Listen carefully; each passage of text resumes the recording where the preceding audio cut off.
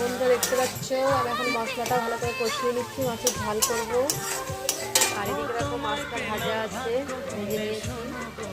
আবার আমি সর্ষে ভিজিয়ে রেখে দিয়েছি, কেনা সর্ষে বলে একটু আগাম ভিজিয়ে রেখে দিয়েছি, কারণ না হলে ইনস্ট্যান্ট দিলে খুব তিতো লাগে। তো আর কিছুক্ষণ ভিজিয়ে রাখলে আর তিতোটা লাগে না। মশলাটা কষানো হয়ে গেছে, আর এখন আমি এখানে একটু জল অ্যাড করে নেবো।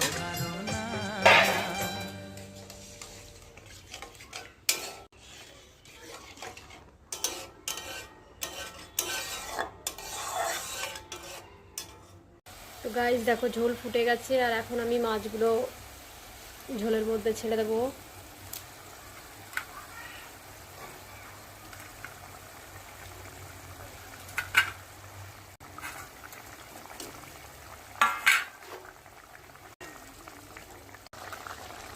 ঝোল ফুটে গেছে, এবার আমি সর্ষেটা অ্যাড করব কিছুক্ষণ।